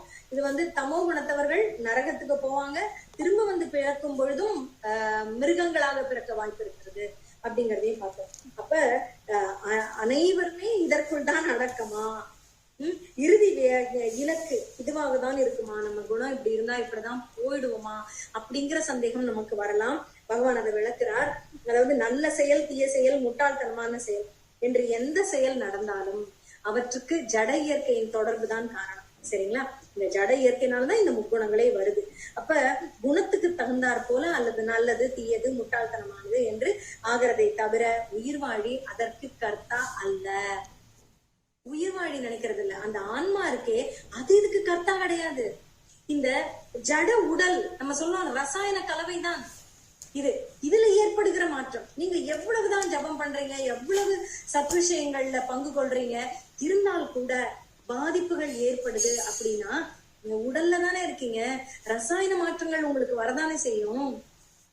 இப்ப ஒரு உடல் உபாதை இருக்குன்னா உங்களுக்கு கோபம் வருவதற்கு வாய்ப்பு இருக்கிறது. இப்ப நம்ம பாக்குறோம் இல்லையா, ஹார்மோனல் இம்பேலன்ஸ் லேடிஸுக்கு இருக்கு, ஜென்ஸுக்கும் இருக்கு. அதை சொல்லாமதான் இருக்காங்க. ஆனா அவங்களுக்கும் ஏற்படுகிற கோபம் எல்லாமே அவர்கள் வயது சம்பந்தப்பட்டது, அவர்களோட வியாதி சம்பந்தப்பட்டதாகவும், உள்ளே ஏற்படுகிற ரசாயன மாற்றங்கள் நாம எப்படிதான் நினைச்சாலும் நம்மையும் மீறி நம்மை ஒரு சிடுசிடுப்பாகவோ ஒரு மாதிரியா பண்ணிடுது. இதுக்குதான் அதான் சொல்றாங்க. எப்படியாக இருந்தாலும் உயிர்வாழி அந்த ஆன்மா அதற்கு கர்த்தா அல்ல. உடல் இந்த ஜட சம்பந்தம் தான் அதற்கு காரணம் அப்படின்றத நம்ம புரிஞ்சுக்கணும். பரமபுருஷ பகவான் இந்த முக்குணங்களுக்கும் அப்பாற்பட்டவர் பகவான் அப்படிங்கறதே நம்ம புரிஞ்சுக்கணும். அப்படி உணர்ந்தவன் இந்த பகவானும் முக்குணங்களுக்கு ஆட்படுவார் அப்படின்னு நினைக்கிறது தவறு. பகவான் முக்குணங்களுக்கு அப்பாற்பட்டவர் அப்படின்னு உணர்ந்து பகவான் திருவடியை பிடிக்கிறான். பாத்தீங்களா, என்னுடைய முக்குணங்களுக்கு நான் ஆட்படுறேன்பா, ஆனாலும் அதுல இருந்து அந்த சுழல்ல இருந்து என்னை வெளியில் கொண்டு வந்து உன்னுடைய திருவடியில் என்னை வைத்துக்கொள்ளு யாரு போய் நிற்கிறானோ அவன் இந்த சூழல்ல இருந்து விடுபடுவான். அவன் என்னை அடைகிறான்னே சொல்லிட்டார் பகவான். அப்ப முக்குணங்களையும் தாண்டி எப்படி வர்றதுங்கிற வழிய அடுத்த 2 ஸ்லோகங்கள்ல சொல்றார். முக்குணங்களுக்கு அப்பாற்பட்டு வருவது என்ன நன்மை தரும், எப்படி வருவது, என்ன நன்மை பெறுவதற்கான சாத்தியக்கூறு, என்னென்ன நன்மை கிடைக்கலாம் இந்த முக்குணங்கள்ல இருந்து வந்தீங்கன்னா அப்படின்னா, ஜென்ம மிருத்யு ஜராவியாதி, இதுல இருந்து விமோச்சனம் கிடைக்கும். அப்புறம் அமிர்தம் அஸ்முதேங்கிறார், இதெல்லாம் விடுபட்டு உனக்கு அமிர்தமே கிட்டும் அப்படிங்கிறார். சரியா? அப்புறம் இந்த வாழ்விலேயே அமிர்தத்தை அனுபவிக்கலாம். நீ மேலுலகம் வந்துதான் அந்த உயர்ந்த இன்பத்தை அனுபவிக்கணும்னு இல்ல, நீ முக்குணங்களுக்கு அப்பாற்பட்டு பகவான் திருவடியை பிடிச்சா இந்த உலகத்திலேயே நீ அமிர்தத்தை அனுபவிக்கலாம் அப்படின்னு சொல்றாரு. அப்புறம் அதனுடைய அர்த்தம் என்ன? இப்ப அமிர்தத்தை அனுபவிக்கலாம்னா என்ன அப்படின்னா, இறந்த பின் விடுதலை, முக்தி அது கிடைக்கும்னு புரியுது. அமிர்தம் அஸ்னுதேனா என்ன? எல்லையற்ற ஆனந்தம், முழுமையான ஆனந்தம், பகவத் சேவையில் கிடைக்கக்கூடிய, பக்தியில் செய்யக்கூடிய கிடைக்கக்கூடிய அந்த ஆனந்தம், அதை தான் நீங்க சொல்றது. நான் முக்குணங்களுக்கு அப்பாற்பட்டவன் என்பதை உணர்ந்தவன் இப்படியாப்பட்ட ஆனந்தத்தை அனுபவிக்க முடியும்னு சொல்றார். பகவானையும் முக்குணங்களுக்கு அப்பாற்பட்டவர், முக்குணங்களுக்கு ஆட்பட்டவர்னு நினைக்கிறவன் தப்பு. பகவான் முக்குணங்களுக்கு அப்பாற்பட்டவர்னு நினைக்கிறது பகவானுடைய உண்மைத்தன்மையை உணர்தல். பகவானுடைய உண்மைத்தன்மையை உணர்ந்தால் நமக்கே அவனுடைய அருளால் ஒரு அமைதி நமக்கு கிட்டும் அப்படின்றது. அதான் முக்குணங்களுக்கு அப்பாற்பட்டவன் என்று யார் உணர்கிறானோ அவன் என்னிடம் வருகிறான் அப்படின்னு சொல்றார். அவனே சரணாகதி செய்த பக்தன் அப்படின்னு சொல்றார். ஏன்னா பகவானை ஏற்றுக்கொண்டிருக்கிறார். பகவானை ஏற்றுக்கொள்ள முடியாமல் தடுமாறுகிறவன் தான் முக்குணங்களுக்கு உட்பட்டவன். பகவானை ஏற்றுக்கொண்டு விட்டால் அவனுக்கு உய்வை நான் அளிப்பேன், என்னிடம் நான் அவனை வரவழைத்துக் கொள்வேன்னே பகவான் சொல்றார். அவ்வாறு கிருஷ்ண உணர்வோடு பக்தி தொண்டு செய்யும் போது அமிர்தம் அஷ்ணுதே. அமிர்தம் அப்படிங்கிறது இங்க என்ன? அமிர்தம்னா சாகா வரம் கிடைக்கிற அமிர்தமா? கிடையாது. பற்றற்ற தன்மை இங்க சொல்லப்படுகிற அமிர்தம். பற்றற்ற தன்மை. எதிலும் எனக்கு அது வேணும் இது வேணும், கிடைக்காட்டி கோபம், கிடைக்கலன்னா பைத்தியம் பிடிச்சிரும் போல இருக்கு அப்படின்னு சொல்றது இல்லாம ஏற்றுக்கொள்கிற தன்மை. என்ன இருக்கிறதோ அது போதும். அது பற்றற்ற தன்மை. அது கிடைச்சுதான் ஆகணும்லாம் இல்ல. அது அப்படிப்பட்ட பேரமுதத்தை பெறுகிறான் அவன். அந்த பற்றற்ற தன்மை, அந்த துறவு நிலைக்கு அவன் போகிறான் அப்படின்றத சொல்றார். அடுத்தது அர்ஜுன உவாச்ச. இப்ப சொல்றார் அர்ஜுனர். பகவான் சொல்லிட்டார் அமிர்தம் அஷ்ணுதே, உனக்கு அந்த பற்றற்ற நிலை எப்படி கிடைக்கும்னு சொல்லிட்டார். ஆனா அது எப்படி தன் கேள்விகளை கேட்கிறான் அர்ஜுனன் பாருங்க. அவன் அப்படியே ஏற்றுக்கொண்டு விடுவானா? ஏன் கேட்கிறான்? நமக்கும் அது முறைப்படி புரிய வேண்டும். அதில் இருக்க என்னென்ன சந்தேகங்கள் வருகிறதோ அது நமக்கும் வரலாம். அதனால்தான் அர்ஜுனன் கேட்கிறான். சரிங்களா? என்ன கேட்கிறான்? முக்குணங்களையும் கடந்தவனுடைய அறிகுறிகள் யாவை, எப்படி இருப்பான் அப்படின்னு கேட்கிறார். அவனை எவ்வாறு அறிவது அப்படின்னு சொல்றார். அவன் நடத்தைகள் யாவை, இயற்கை குணங்களில் இருந்து உயர்வு பெறுவது எப்படி அப்படின்னு கேட்கிறான். அவன் எப்படி இருப்பான், அது எப்படின்னு சொல்லுங்களேன் அப்படின்னு சொல்றார். அறிகுறிகளுக்கான பதில் இப்ப 2 ஸ்லோகங்கள்ல சொல்றார். அதாவது ஒன்றாக போட்டு அப்படியே மொழிபெயர்ப்பும் ஒன்னா எடுத்து கொடுத்திருப்பாங்க. எப்படின்னா, சத்துவகுணப்பற்று பிரகாசத்தையும், ரஜோகுணப்பற்று பற்றுதலையும், தமோ குணப்பற்று மயக்கத்தையும் கொடுக்கும் அப்படின்னு பார்த்தோம். இவை வரும்போது வெறுக்காமலும் வராத போது ஏற்காமலும் இருப்பவன் அதுதான் அவனுடைய அறிகுறியும்.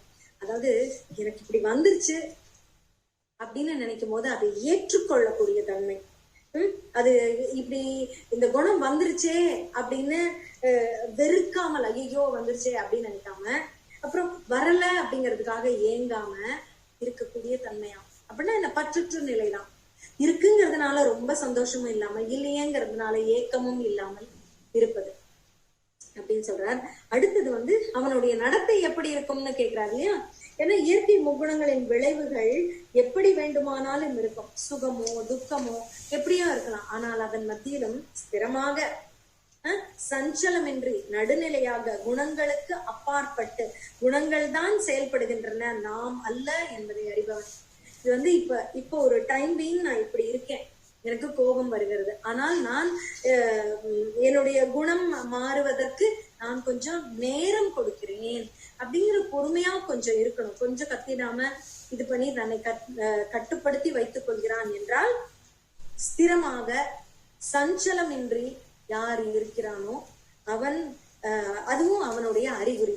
தன்னில் நிலை பெற்று இன்பத்தையும் துன்பத்தையும் சமமாக பார்க்கக்கூடியது அந்த முக்குணங்களுக்கு அப்பாற்பட்டவனுடைய அறிகுறி. யாரு முக்குணங்களுக்கு அப்பாற்பட்டவன்? பகவானிடம் சரணடைந்தவன், பக்தன், உண்மையான பக்தன், பக்குவமானவன், எப்படி வேணா சொல்லலாம். அவன் இப்படி இருப்பான். நம்மளே பாக்குறோம்ல, சில பேர் பக்தர்களா இருக்கக்கூடியவர்கள், சில சொல்லிக் கொடுக்குற டீச்சர்ஸ், நம்ம குருக்கள் எவ்வளவோ பேர் இருக்காங்க. இவங்களெல்லாம் பார்க்கும்போது ரொம்ப சத்துவமா இருக்காங்க. எதையுமே அவங்க கூட பேசலாம், சடக்குன்னு நம்ம கிட்ட கோபப்பட மாட்டாங்க அப்படின்னு. அப்படி கோபப்படுறாங்கன்னா அவங்களுக்கு இன்னும் பக்குவம் வரணும் அப்படிங்கிறது. அது அடுத்தது பாத்தீங்கன்னா 24, 25 லோஷ்ட அஷ்ம காஞ்சன, இது 3 பாருங்க. மண் கட்டி, அப்புறம் கல்லு, தங்கம், துல்லிய, இது 3யுமே சமநோக்குடன் பார்க்கிறான். அதாவது ஏழையா இருக்காங்க, அவங்க வீட்டுல போய் எப்படி உட்கார்ந்து நம்ம சாப்பிடுறது அப்படின்னு பார்க்காம, ஏழையாக இருந்தாலும் அவர்கள் எனக்கு விருந்தோம்புகிறார்கள். அப்ப நான் அவர்களுக்கு கண்டிப்பா நான் ஆப்லைஸ் பண்ணி அவங்க கிட்ட என்ன கொடுக்குறாங்களோ அதை நான் சாப்பிடுவேன் அப்படின்னு நினைக்கிறது. இல்ல அவங்க வீடு பார்த்தாலே எனக்கு உட்கார பிடிக்கல, அங்க போகவே எனக்கு பிடிக்கல, அங்க எவ்வளவு குப்பை, எவ்வளவு அழுக்கா இருந்தது, எப்படி போட்டு வச்சிருக்காங்க அப்படின்லாம் பார்க்காம அவர்களுடைய மனதை பார்த்து அவர்கள் நமக்கு உபசரிக்க நினைத்தால் அதை ஏற்றுக்கொள்வது.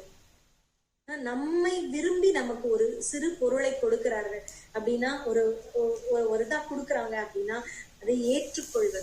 இல்ல எனக்கு இதெல்லாம் வேண்டாம், நான் வாங்கிக்க மாட்டேன் அப்படின்னு சொல்லாம அதாவது அந்த கல், மண் அல்லது தங்கம் எதுனாலும் ஒரே சமநிலையோடு பார்க்கக்கூடிய தன்மை, அதுவும் இந்த இவர்களுடைய அறிகுறியாம். சரியா? பிரியா பிரியோ தீரஸ், பிரியமானது பிரியமற்றது இரண்டிலையும் தீரமா நிற்கிறது, இரண்டிலும் திடமாக உள்ளவன், துல்லிய நிந்தா அப்படின்னு சொல்றாரு. அதாவது திடமாய் இருக்கிறான், சமநோக்காகவும் இருக்கிறான் அப்படின்னு. இகழ்ச்சி புகழ்ச்சி, மானம் அவமானம், மான அவமான துல்லிய, அதுலயும் சரியா நிலையா இருக்கான். மான அவமானம் ரெண்டுலயுமே சமமாக. அப்படின்னா இதை எப்படி பார்க்கலாம்? இது ரொம்ப ரொம்ப ரொம்ப கஷ்டமானது இதுதான். மான அவமானத்தில் சமமாக இருக்க இது எப்படி பண்ணலாம் தெரியுமா? மானம் கொடுக்கிற ஒரு இடத்துல ரொம்ப சந்தோஷப்படாம, அதுக்காக அப்பா அப்படின்னு குளிர்ச்சி அப்படியே தலையெல்லாம் குளிர்ந்து போகும். உண்மையாகவே ஒரு ரொம்ப சந்தோஷம் வருதுன்னு வச்சுக்கோங்க. அதையும் பொருட்படுத்தாமல் இருக்க கற்றுக்கொண்டால் அந்த மன குளிர்ச்சிக்கு சந்தோஷப்பட்டு மன அப்படியே குளிர்ச்சியாகி உலகாங்கிதம் அடைகிறதுன்னு சொல்றாங்கல்ல, அதில் போகாமல் இருக்க நாம் கற்றுக்கொண்டால், இந்த அவமானம் வரும்போது மண்டை அப்படி காயுதுன்னு சொல்றோம்ல, அவ்வளவு கோபம் தலைக்கு ஏறுவது அப்படின்னு சொல்றோம், ரொம்ப வருத்தப்படுவது அதெல்லாம் சொல்றோம். அந்த குளிர்ச்சிக்கு நாம் நம்மை ஆட்படுத்தாமல் இருந்தால், அதுல ரொம்ப புலகாங்கிதம் அடையாமல் இருந்தால், இந்த தலை சூடாகி நாம ரொம்ப வருத்தப்படுகிற அவமானத்தில் இகழப்படும் பொழுது கூட நாம அந்த ஒரு துக்கத்துக்கு போக மாட்டோம். இதுதான் அதனுடைய வழி. அப்படிதான் சொல்றார். புகழ்ச்சி இகழ்ச்சி அப்படிங்கறத மான அவமானத்தை ஒரு மாதிரியாக பார்க்க தெரியும். அதாவது மித்ர அரி, அதாவது நண்பன் எதிரி யாராக இருந்தாலும் ஒரு மாதிரி பார்க்க தெரியணும். நடுநிலையாக இருக்கிறான் அப்படிங்கிறதும் ஒரு பக்குவமானவனுடைய அறிகுறி அப்படிங்கிறார். சர்வாரம்ப பரித்தியாகி, எல்லா முயற்சியின் படி பலன்களையும் பரித்தியாகி தியாகம் செய்பவன். எந்த முயற்சினாலும் பரவாயில்ல, பகவான் திருவடியில கொடுத்துறேன், அதனுடைய பலன் எனக்கு வேண்டும் என்று நினைக்காதவன். இப்படியாக குணாதீத ச உச்சதே, குணங்களுக்கு அப்பாற்பட்டு குணங்களை விட உயர்ந்தவன் என்று அறியப்படுகிறான் அப்படின்னு சொல்றாரு. இப்படியாக இருக்கக்கூடியவன். அடுத்தது இது எல்லாம் எப்படி சாத்தியம் அப்படின்னு கடைசி 2 ஸ்லோகங்கள். சமம், நடுநிலை, கிளர்ச்சி இல்லாத தன்மை, அப்படியே அஜிடேட் ஆகாம இருக்கணும். எப்படி முடியும்? ஒண்ணு தவறா நடக்குது, நம்மளை பத்தி ஒண்ணு சொல்றோம்னா அதை எப்படி அணுக வேண்டும், எப்படி முடியும் நம்மளால அப்படிங்கிறதுக்கும் வழி இதுல சொல்லிட்டார். இருக்கணும், இப்படி இருன்னு மட்டும் சொல்லல, இருக்கிறதுக்கான வழியும் சொல்றார். எப்படி இருக்கலாம் அப்படிங்கிறதுக்கும் வழி சொல்றார். என்னது? மாம்சையோ, நான் உங்களுக்கு ஸ்லோகம் நேரம் ஆயிடுச்சு, இத சொல்றேன், அதன் அர்த்தத்தை மட்டும் சொல்கிறேன். என்னிடம் யார் அபச்சாரம் அல்லாத பக்தி யோகத்தை செய்கிறானோ அவன் குணங்களுக்கெல்லாம் அப்பாற்பட்டு பிரம்மன் நிலையை அடைகிறான். பக்தி செய்யக்கூடியவனுக்கு இந்த பக்குவம் கிடைக்கும். அப்படி பிரம்மன் அடையாளத்தை உணர்கிறான். தான் இந்த பகவானின் ஒரு அங்கம் என்கிற அடையாளத்தை உணரும் பொழுது தனக்கு மானமோ அவமானமோ ஏற்பட்டாலும் அதற்கு அப்பாற்பட்டு நிற்கக்கூடிய பக்குவத்தில் இருந்து விடுவான். தான் உடல் அல்ல என்று அறிந்தவன், ஆன்மா என்று அறிந்தவன், மான அவமானத்துக்கு அப்பாற்பட்டவன் அப்படின்னு பிரம்மன் நிலையை உணர்தல்ங்கிறது அதுதான். தான் உடல் அல்ல, ஆன்மா. பிரம்மன்கிறது இங்க ஆன்மா என்ற அர்த்தத்துல வருது. பிரம்மன் நிலையை உணர்தல் அப்படின்னா என்ன? பிரம்ம ஞானம், தன்னை உணர்தல். இந்த தான் அப்படிங்கிறது யாரு? ஆன்மா. இந்த ஆன்மா பகவானின் ஒரு பகுதி அப்படிங்கறத உணர்றது. நான் என்பதை தாண்டி ஒரு மாபெரும் சக்தி பிரபஞ்சம் முழுவதும் நீக்கமர நிறைந்திருக்கிறது அப்படிங்கறத, உள்ளும் புறமும் நிறைந்திருக்கிறது, நமக்குள்ளும் இருக்கிறது புறமும் இருக்கிறது அப்படிங்கறத. இன்ன உருவம் என்பதில்லை, ஒவ்வொரு நுண்ணிய அணுவுக்குள்ளும் நிறைந்திருக்கிறது அப்படின்னு அதை ஏற்றுக்கொள்ளுதல் பிரம்மனை உணர்ந்த நிலை. எல்லா விஷயங்களிலும் பகவானை பார்க்கக்கூடிய நிலை. அதாவது நம்ம ஊரு மாறிட்டோம், வீடு மாறிட்டோம் அப்படின்னாலாம் சில பேருக்கு ஒரு கஷ்டம் வரும். ஐயோ, ஊரு எந்த ஊர்ல இருந்தாலும் அந்த ஊர்ல நாம செய்யக்கூடியது நல்ல விஷயங்கள். நாம செய்யக்கூடிய பக்தியை எந்த ஊர்ல இருந்தாலும் செய்ய போறோம். ஊர் நம்முடைய பக்தியை பாதிக்காது. நம்ம மனதில் தான் இருக்கிறது நம்ம பக்தி. எங்கிருந்தாலும் நம்முடைய ஜபம், நம்முடைய தியானம் நம்ம செய்யதான் போறோம். பகவத் கைங்கரியம் நம்ம செய்யதான் போறோம். அப்படிங்கும்போது எதுவும் நம்மை பாதிக்காது. அதுதான் சொல்றாங்க, எதுவானாலும் ஏற்றுக்கொள்ளும் தன்மை. அதான் பிரம்மனை உணர்ந்த நிலை. அந்த அருவ பிரம்ம ஜோதியின் ஆதாரம் நானே. இந்த பிரம்மனை ஏற்றுக்கொள். அந்த அருவ பிரம்ம, அந்த உருவமற்ற அந்த பிரம்மனாக அனைத்து இடங்களிலும் நீக்கமர நிறைந்திருக்கிறேனே, அந்த பிரம்மன் ஸ்வரூபமாக அதற்கு ஆதாரம் நான் என்பதை புரிந்து கொள்னு பகவான் சொல்றார் அர்ஜுனனுடைய கேள்விக்கு. எங்கும் நிறைந்துள்ள பிரம்மன் என்னில் இருந்துதான் உத்பவம் ஆகிறது அப்படின்னு சொல்றாரு. என்னுடைய ஒளிதான் அது, அந்த பிரம்ம ஜோதின்னு சொல்றாரு. பிரம்மணோகி பரிதிஷ்டாகம் பிரதிஷ்டாகம் அப்படின்னா பிரம்ம ஜோதியின் ஆதாரம் நானேங்கிறார். அமிர்தஸ்ய மரணமற்றது, அவ்யயஸ்ய அழிவற்றது, சாஸ்வதஸ்ய நித்தியமானது. சாஸ்வதமானது, அவ்யயமானது, அமிர்தமானது அப்படின்னு சொல்றாரு. இதுதான் சனாதனமான தர்மத்தின் வேறானது, அடிப்படையானது அப்படிங்கிறது. சோ முடிவற்ற இன்பத்திற்கு காரணமானது எது அப்படின்னா அந்த அருவ பிரம்மன், அதற்கு ஆதாரம் நானே அப்படின்னு இந்த ஸ்லோகத்தை சொல்லி முடிக்கிறார். என்னை உணர்ந்து என்னிடம் சரணம் செய்தவன், பக்தி தொண்டு செய்தவன் இயற்கையின் முக்குணங்களுக்கு அப்பாற்பட்டு வருகிறான் அப்படிங்கிறதுதான் இதனுடைய கன்க்ளூஷன் நம்ம பார்ப்போம். சரிங்களா? பகவானை ஏற்றுக்கொள்ளுதல் அப்படிங்கிறதுதான் நம்முடைய கன்க்ளூஷனா இன்னைக்கு நம்ம பார்க்கணும். முக்குணங்களுக்கு அப்பாற்பட்ட வரணும். ஏன் தெரிஞ்சுக்கணும் முக்குணங்களை? முக்குணங்கள் இப்படி இப்படி எல்லாம் இருக்கு அப்படிங்கறத நாம எந்த நிலையில இருக்கோங்கிறதையும் நம்ம தெரிஞ்சுக்கணும். இதுக்கு விட்டு அப்பாற்பட்டு நாம போகணுங்கிறதையும் நம்ம தெரியும். சரிங்களா? ஒரு இந்த செஷன் ஏற்படுத்தி கொடுத்து உங்க எல்லாருக்கும், இந்த சத்சங்கத்துக்கு என்னுடைய நன்றியை தெரிவிச்சுக்கிறேன். நீங்க முதலே சொன்ன மாதிரி உங்க குடும்பமும் உங்களுக்கு ஒத்துழைக்கணும் அப்படின்னு சொன்னீங்க. இதுக்கு கண்டிப்பாக என்னுடைய இப்போ ஒரு ஃபங்க்ஷனுக்கு இடையில என்னை கொண்டு வந்து இங்க இந்த கிளாஸை எடுக்கிறதுக்காக உதவிய என்னுடைய கணவருக்கும் நான் வந்து கண்டிப்பா நன்றி சொல்லணும். அவர் தான் என்னை விட்டுட்டு போயிருக்காரு. அந்த மாதிரி பலருடைய ஒத்துழைப்புலதான் ஊர் கூடி தேர் இழுப்பது போல இது நடந்துட்டு இருக்கு. உங்க அனைவருக்கும் நல்லபடியா வந்து கலந்து கொண்ட உங்க அனைவருக்கும் என்ற நன்றியை தெரிவிச்சுக்கிறேன். ரொம்ப ரொம்ப விஷயங்கள் இதை ஒரு மணி நேரத்துல சொல்றது வந்து டஃப் தான். எப்படி உங்களுக்கு இதை வந்து நீங்க புரிஞ்சுக்கிறது, ஏத்துக்கிறது உங்களுக்கு கஷ்டமா இருந்திருக்குமோ என்னமோ தெரியல. நான் ஃபாஸ்டா போனேனாலும் தெரியல. உங்களுக்கு ஏதாவது கேள்விகள் இருந்தாலும் நம்ம பின்னாடி கனெக்ட் பண்ணி நீங்க கூட பேசலாம். மிக்க நன்றி. நீங்க உங்களோட ஃபீட்பேக் என்ன, உங்களுக்கு எப்படி இருந்துச்சுன்னு சொல்லுங்க. ஹரே கிருஷ்ணா. வணக்கம். வணக்கம்மா. வணக்கம். அதாவது ரொம்ப நல்ல நுணுக்கமான கருத்துக்கள் சொன்னீங்க. நீங்க சொன்னது இயற்கையின் முக்குணங்கள், அந்த முக்குணத்தை பத்தி நல்லா சொன்னீங்க. அது இன்னைக்கு ஏகாதசி, சகல ஏகாதசி இன்னைக்கு நல்ல கருத்துக்களை சொன்னது ரொம்ப சந்தோஷம் ஆயிடுச்சு. ஆசைதான் அழிவுக்கு காரணம். அதுதான் முக்குணங்கள் வந்து காரணம். முக்குணத்துக்கு காரணம் ஆன்மா இல்லை, நம்ம உடல் தான். முக்குணத்துக்கு காரணம் அப்படின்னு சொன்னீங்க. இந்த எல்லாம் பற்றற்ற நிலைனாலே அதுதான் முக்குணத்துல. இதெல்லாம் கடந்ததுன்னா பற்றற்ற நிலை பெறும். அதான் உங்களுக்கு நல்ல கருத்துக்கள். ஒரு 3 குணத்தை பத்தி நல்ல கருத்துக்கள் அற்புதமா சொன்னீங்க. மூளை சொல்லிட்டு அறியாமை தான் மெயின். அந்த மனுஷனுக்கு அறியாமையில என்ன செய்யறாங்க, அதை இது பண்ணது நல்ல ஆன்மீக கருத்துக்கள், நல்ல பயிற்சிகள் இதெல்லாம் இருந்ததுன்னா மனுஷங்களுக்கு நல்ல ஒரு இது வருங்கிறத சொல்ல அருமையான கருத்துக்கள் சொன்னீங்கம்மா.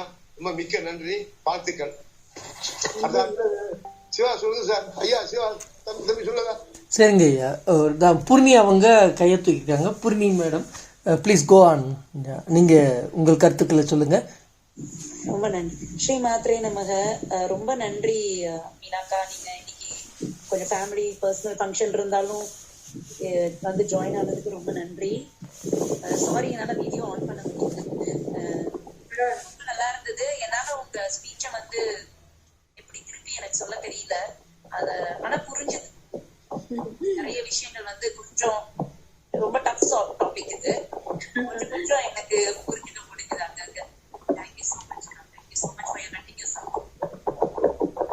தேங்க்யூ. சூப்பருங்க. அது வந்து பூர்ணி வந்து அவங்க கரெக்டாக இந்த மாதிரி அமைச்சிருக்காங்களா, இது அதுவாக அமைஞ்சுன்னா தெரில. கரெக்டாக ஏகாதசி இன்னைக்கு நாளைக்கு இருக்குது. உங்கள் டாபிக் கரெக்டாக அமைஞ்சிருக்கு madam. We are all blessed actually.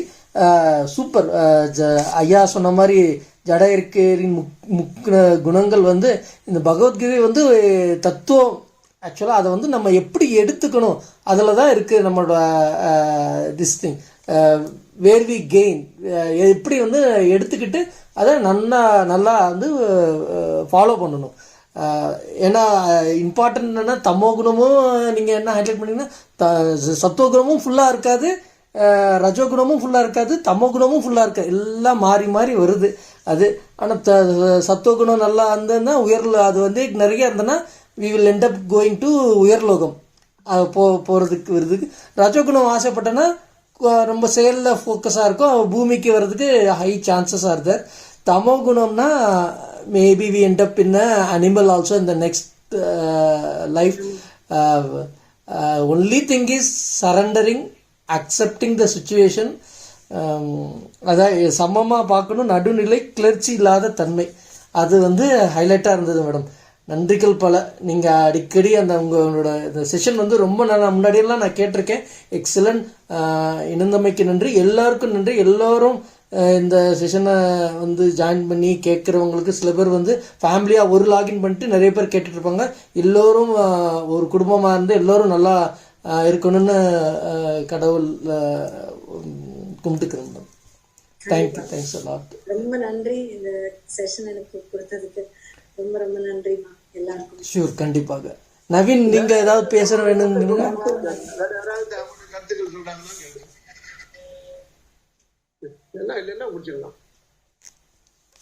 சரிங்கய்யா. பூர்ணிமாச்சி, நீங்க கை தூக்கியிருக்கீங்க, ப்ளீஸ். சாரிங்க, ஹேண்ட் ரைஸ் டவுன் பண்ணிட்டேன். ஓகே ஓகே, சரிங்க. நன்றிகள் பல. நவீன், நீங்க ஏதாவது சொல்ல விரும்புறீங்களா? சுவாமிநாதன் ஐயா, அக்ஷரா மேடம்.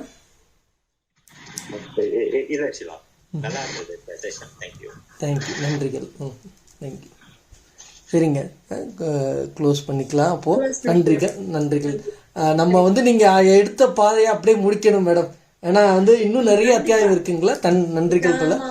இப்ப அதனால இன்னும் 4 அத்தியாயங்கள் இருக்கு. அவசியம் எனக்கு சந்தர்ப்பம் கொடுங்க, நான் வந்து கண்டிப்பா. நன்றிகள் பல. Thank you madam, thank you. Swaminathan sir சொல்லணும்னு நினைக்கிறாங்க. Thank you sir, please sir.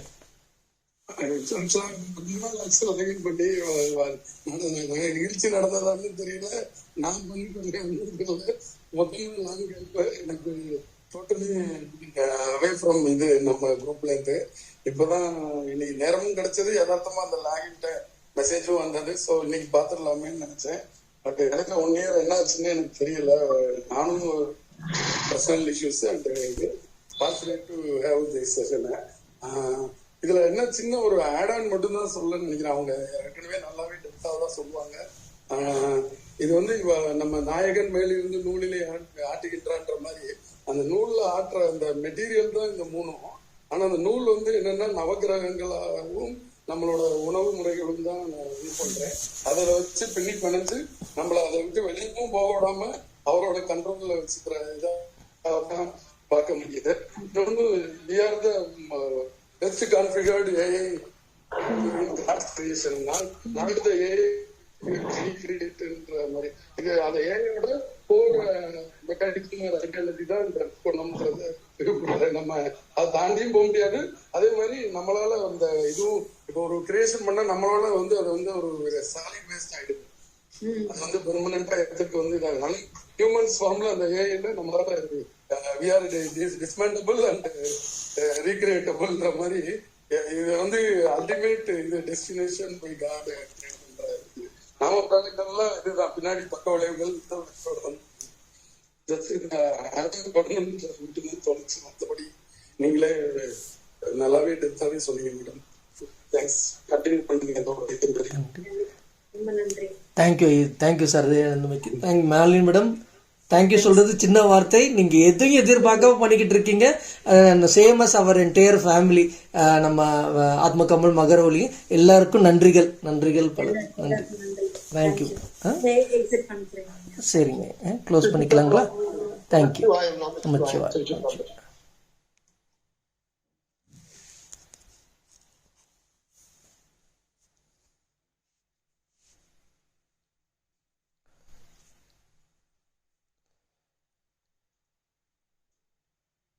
God.